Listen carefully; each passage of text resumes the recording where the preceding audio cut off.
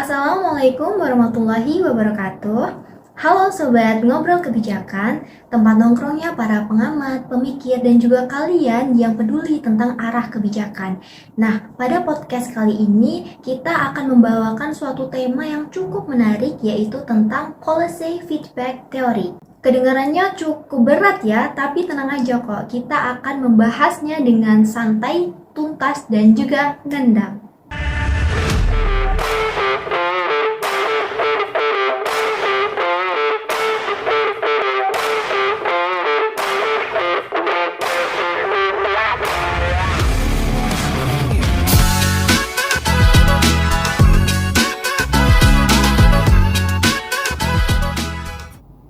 Nah, sekarang saya sudah nggak sendiri, saya sudah ditemani oleh 4 narasumber yang cantik-cantik dan keren-keren dari Universitas Sriwijaya. Nah, karena kita akan membahas soal kebijakan, maka narasumbernya yang pasti dari Fakultas Ilmu Sosial dan Ilmu Politik Universitas Sriwijaya, jurusan Administrasi Publik.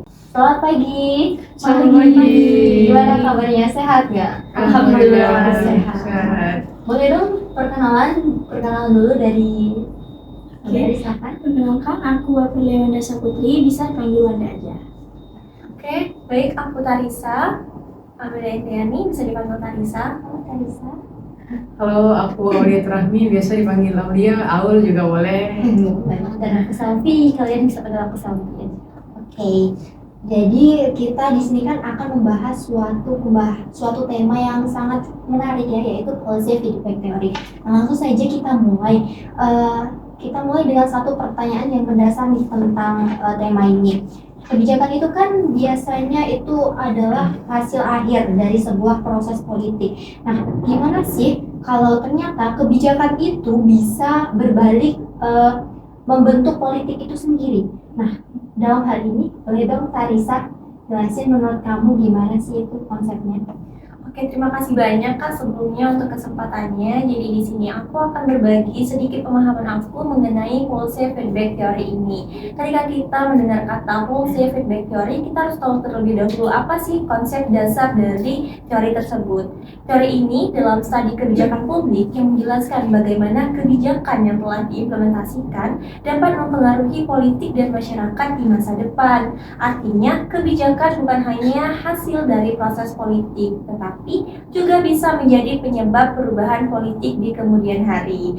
Oh ya, di sini aku izin menjelaskan mengenai asal-usul teori ini. Teori ini lahir dari pendekatan historical institutionalism yang menekankan pentingnya jalur sejarah, struktur institusi, dan dinamika kekuasaan dalam menjelaskan perkembangan kebijakan dan politik. Selain itu, seperti yang kita tahu sesuai dengan temanya policy feedback theory, kita juga akan memahami kata feedback itu memiliki dua makna, ada makna negatif maupun makna positif. Pada makna positif mengatakan bahwa kebijakan memperkuat basis politik atau dukungan masyarakat. Namun di balik itu ada negative feedback di mana kebijakan juga dapat menimbulkan ketidakpuasan atau resistensi. Begitu Kak. Jadi kayak semacam efek bumerang gitu ya. Jadi kebijakan yang sekarang dibuat itu bisa berpengaruh di kemudian hari, di masa depan gitu ya. Ya benar banget Kak. Bahkan ada istilah policyscape yang menggambarkan bagaimana kebijakan lama terus membentuk peta politik kita hari ini. Bahkan Skocpol dan Pearson jadi tokoh penting dalam perkembangan teori ini. Oh iya, selain itu karena kami dari administrasi publik itu juga perlu memahami seberapa penting sih teori ini dalam studi administrasi publik. Jadi teori ini dalam studi administrasi publik dapat memberikan beberapa pembelajaran. Yang pertama, teori ini menggeser paradigma dari satu arah menjadi dua arah, di mana dalam paradigma lama, administrasi publik itu hanya dipahami sebagai pemerintah yang membuat kebijakan dilaksanakan dan selesai. Namun berbeda, pada teori policy feedback theory ini menunjukkan bahwa kebijakan yang dijalankan akan balik mempengaruhi masyarakat, institusi, bahkan pembuat kebijakan itu sendiri. Sehingga dapat kita katakan bahwa kebijakan bukan hanya output, tetapi juga input politik dan administrasi berikutnya. Ini membuat teori ini penting untuk memahami siklus kebijakan yang lebih kompleks dan realistis. Selain itu, dalam administrasi publik, teori ini juga memberikan pemahaman bahwa dapat membantu perumusan kebijakan yang berkelanjutan. Pada policy feedback teori ini membantu para pengambil keputusan dan pelaksana kebijakan merancang kebijakan dengan mempertimbangkan dampak politik dan sosial jangka panjang, bukan hanya teknik atau administrasi. Wah, menarik banget ya. Menarik bukan? Jadi bisa dibilang bahwa kebijakan ini tuh hidup dan punya dampak dalam jangka waktu yang panjang yang nggak selalu bisa kita sadari gitu ya efeknya. Oke, sekarang kita kulik dua senjata dalam teori ini, yaitu tentang research effect dan juga interpretive effect. Nah, Selvi, coba dong jelasin ke kita apa sih dua senjata itu?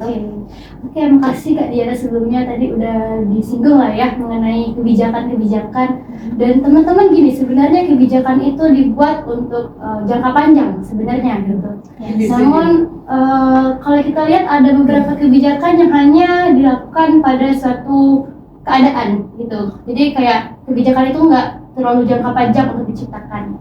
Namun dalam teori ini, feedback teori ya, sebenarnya kebijakan-kebijakan itu tuh dibuat dengan dua pengaruh. Yang pertama itu ada research effect dan interpretive effect. Kalau secara singkatnya tuh gini, kalau research itu mengarah ke sumber daya. Nah, jadi teman-teman sumber daya di sini itu mencakup uang, pendidikan ataupun pelayanan. Nah, di sini aku mau tanya dari mahasiswa-mahasiswa sekalian, ada yang pernah menerima beasiswa? Ya, Mostly sih. Pinter nih guys berarti. Beasiswanya itu yang di bawah Kementerian Pendidikan kalau kita lihat kan. Oke, jadi aku kasih contoh satu, itu ada KIP Kuliah. Nah, KIP Kuliah itu salah satu kebijakan pemerintah untuk ngebantu siswa-siswi yang ingin melanjutkan ke perguruan tinggi namun terbatas dana dan memiliki prestasi. Nah, jadi kalian nih penerima beasiswa. Jadi pemerintah membuat kebijakan itu tuh diharapkan untuk nantinya siswa-siswa ini dapat ikut berpartisipasi selain di bidang pendidikan juga di bidang sosial dan politik. Nah, dengan kata lain, kalau dalam research effect, kalau di teori feedback itu dia efek yang ini mempengaruhi sumber daya untuk mengatakan kalau efek ini tuh apa ya, dibilang kayak supaya kita itu ikut berpartisipasi. Nah, untuk menambah partisipasi. Contoh lainnya itu ada juga PKH. Nah, untuk PKH itu di bidang ekonomi tapi teman-teman, kalau PKH itu waktu dibuat sewaktu kebanyakan di pasca pandemi. Nah, itu juga itu juga untuk membantu kita dalam memenuhi kebutuhan ekonomi dan tujuannya juga sama untuk kita dapat berpartisipasi dan meningkatkan kepercayaan diri kita agar dapat kita bersosialisasi itu kita tidak minder. Nah, itu. Jadi kita yang tidak mampu pun bisa bersosialisasi tanpa ada rasa minder gitu. Jadi tadi kan pemerintah udah ngasih tuh beasiswa begitu KIP ataupun PKH yang bisa mendorong masyarakatnya itu lebih aktif di politik atau di tadi sosialisasi gitu ya Kak. Nah, tapi kan kebanyakan juga tuh yang penerima KIP sama PKH itu ya cenderung bodoh amat gitu ya, kalau udah dikasih bantuan ya udah, tapi nggak cukup berkontribusi gitu ya. Tapi kalau menurut aku ya, orang-orang kalau misalkan udah dikasih insentif ya dari pemerintah, mereka bakal punya kesadaran sendiri gitu. Harusnya punya. Benar-benar. Untuk mereka berpartisipasi pada politik gitu, karena mereka secara kata enaknya tuh mereka udah diuntungkan. Jadi mereka secara nggak langsung pasti mereka pengen, aku pengen berkontribusi juga balik untuk pemerintah gitu. Gini juga ya, kalau penerima KIP itu ada kalian itu ada ini kan, ada target yang harus kalian capai. IPK kalian nggak boleh turun. Nah, dengan pencapaian IPK itu kalian harus ngikutin kelas kan, ikuti seminar, dan itu salah satu bentuk partisipasi kalian sebenarnya gitu. Gitu ya. Bagus sih, bagus. Nah, sekarang kalau yang interpretif itu tadi gimana? Ini kalau yang interpretif itu kayak persepsi. Gimana? Iya, pandangan. Gimana pandangan kalian kepada kebijakan yang telah dibuat? Contohnya tuh gini. kalau misal kita ambil contoh itu di JKN, Jaminan Kesehatan Nasional, itu BPJS Kesehatan. Nah, aku pakai BPJS. kamu pakai? Iya. Ada yang pakai juga BPJS? Nah, Pakai semua. gimana nih pelayanan BPJS menurut kalian? Aku kemarin barusan pakai, bagus sih. So far so good. Iya, So far so good. Udah lebih baik lah dari yang sebelum-sebelumnya. Oke, nah dari kalian yang ngalamin pelayanan cukup baik itu tuh berarti kebijakan itu udah berhasil karena di interpretif ini tuh lebih menekankan di psikologi. Jadi gimana pelayanan itu bisa memberikan rasa puas terhadap konsumen. Kepuasan. Iya, kepuasan. Oke. Jadi kayak kalian lebih jadi percaya kan, oh nggak sia-sia nih aku pakai BPJS, pelayanannya cukup baik. Dan jika ada penemuan nih, biasanya nggak jarang kan orang penemuan-penemuan di mana pelayanannya yang cukup buruk. Dan itu merupakan contoh dari interpretif yang negatif. Kalau kalian tadi menerima pelayanan yang positif itu kalian merasa puas, sedangkan kalau yang kayak merasa tidak puas, tidak diuntungkan, itu contoh dari interpretif negatif gitu kan. Gitu. Mantap. Bagus sih. Jadi bukan soal cuma duit sama fasilitas doang gitu ya, tapi juga soal gimana sih kita merasa diperlakukan oleh negara kita sendiri gitu kan. Benar banget. Nah, sekarang kita bahas kelompok masyarakat nih yang sering jadi pemain di belakang layar. Dalam dunia ini. We know lah gimana di negara ini. Nah, coba sih Wanda tolong jelasin sih gimana kebijakan itu bisa bikin kelompok kepentingan itu muncul. Oke, kalau bahas tentang kebijakan ya, jadi ketika adanya kebijakan itu sebenarnya kebijakan itu bukan hanya menjadi sebuah solusi atas sebuah permasalahan, tetapi juga bisa menimbulkan dinamika baru di dalam masyarakat ya. Ya kita tahu bahwa ketika pemerintah mengeluarkan sebuah kebijakan itu akan menimbulkan stigma-stigma lah pada kelompok-kelompok tertentu, dan mungkin juga akan memunculkan kelompok-kelompok baru yang dirasa mereka ada yang merasa diuntungkan, maka mereka ingin terlibat lebih aktif. Tapi bagi mereka yang merasa dirugikan, mereka ingin memprotes gitu, mereka ingin menyuarakan pendapat mereka. Ya kita ambil contohnya aja, waktu itu pemerintah mengeluarkan kebijakannya tentang reklamasi Teluk Jakarta, di mana itu banyak sekali kelompok-kelompok bermunculan, entah dari LSM lingkungan atau kelompok nelayan maupun aktivis kota yang bersatu untuk menolak kebijakan tersebut. Karena apa? Karena mereka merasa tempat tinggal mereka atau waktu penangkapannya itu sangat mengancam mereka gitu, mengancam tempat mereka gitu. Ibaratnya kita punya tempat tapi tiba-tiba ada orang yang datang dan ingin menguasai, itu pasti kita merasa terancam kan? Itu yang menyebabkan Rame ya kemarin. Iya, jadi bisa kita katakan ya bahwa kebijakan itu bisa mengubah peta kepentingan masyarakat. Baik mereka yang merasa dirugikan ataupun mereka yang merasa diuntungkan, pasti itu akan memicu adanya kelompok-kelompok baru. Gitu ya. Jadi kebijakan ini bisa jadi memicu terbentuknya gerakan politik gitu ya. Nah, sekarang kita lanjut ke topik yang sangat menyentuh sisi personal gitu ya. Gimana kebijakan itu bisa mempengaruhi identitas kewarganegaraan kita. Nah, Aulia, boleh dong take it away. Alright. Jadi ya ini merupakan pembahasan yang menarik banget ya guys. Jadi kita bakal bahas tadi kan kita bahas yang Indonesia aja. Yeah. Nah, tapi sekarang aku mau bahas tarik dari sejarah gitu ya. Dari negara yang jauh di sana, negara Amerika Serikat gitu. Jadi ini kebijakan undang-undang imigrasi.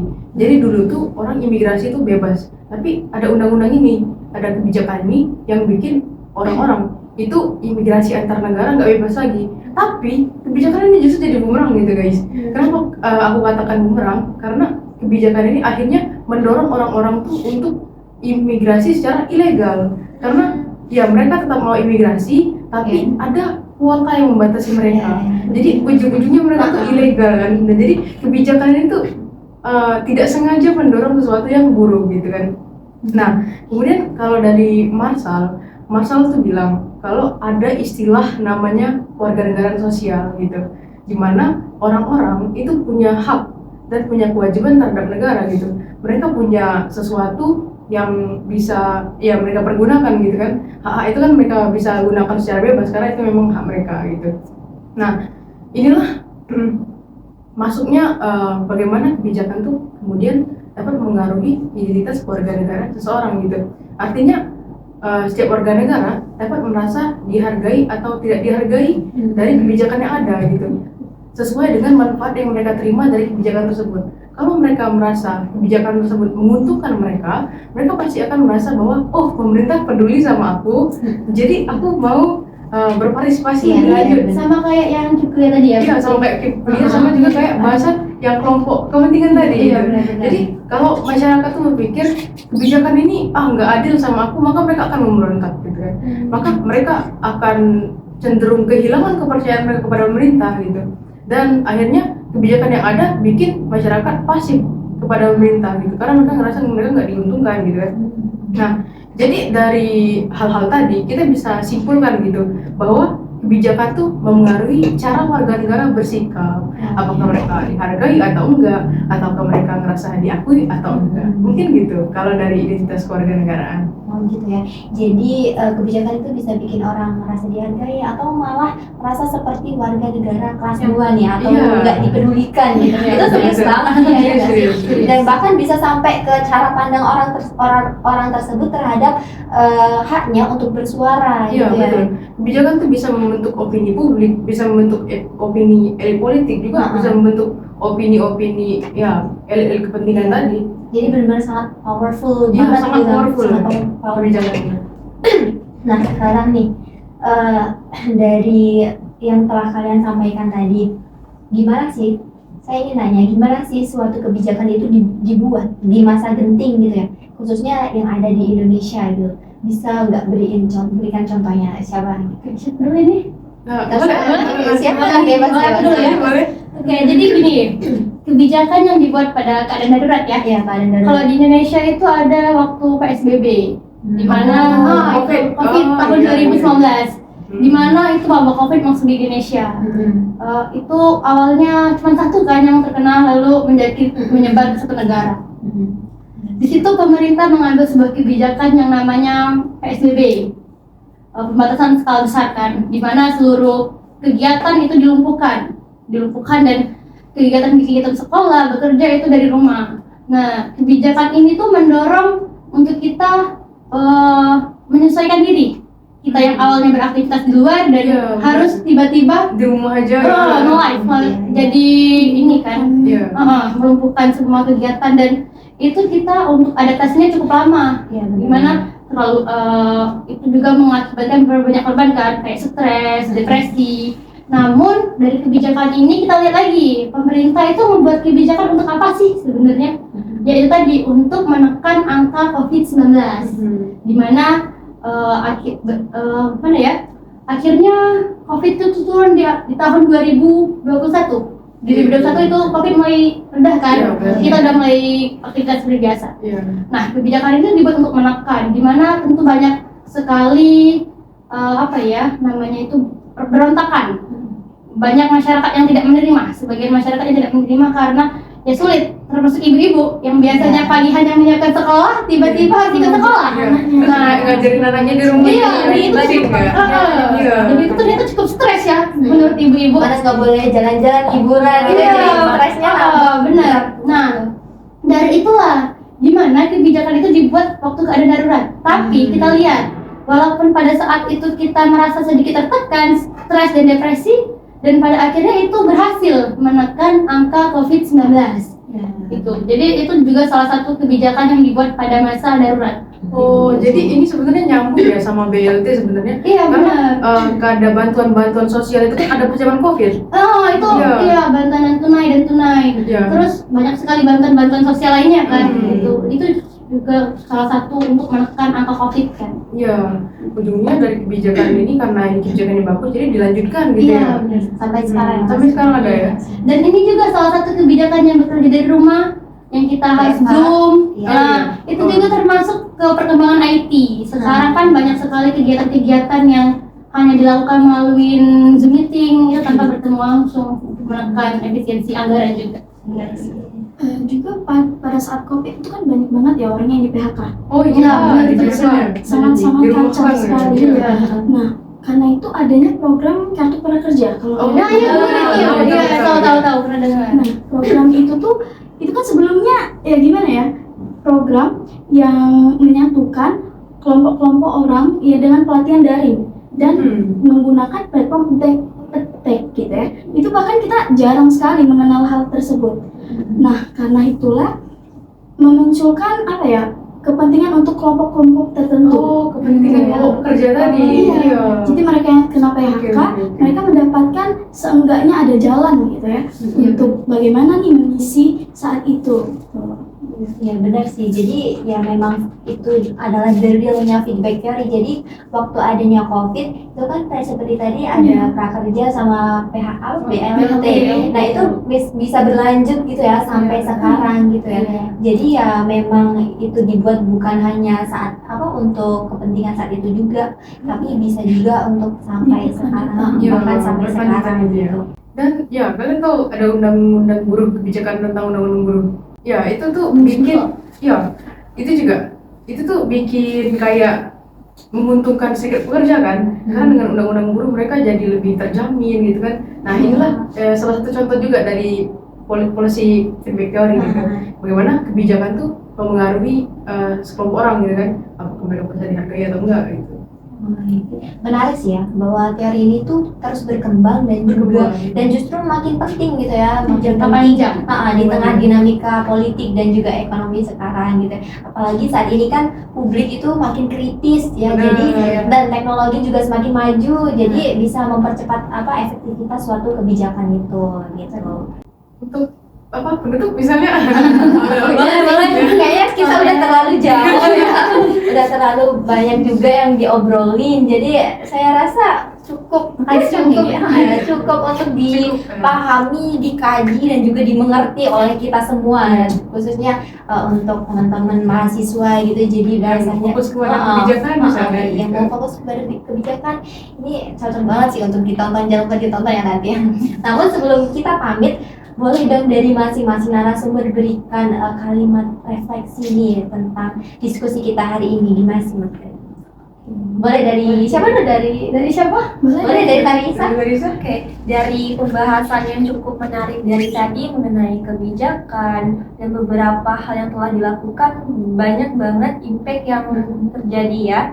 Dari aku sih mendengar kata kebijakan itu, bahwa kebijakan itu bukan hanya hasil dari politik, tapi menurut aku aktor dalam politik itu sendiri. Jadi bukan semata-mata kita hanya melihat hasilnya saja, tapi bagaimana proses yang kita lalui untuk menempuh hasil itu.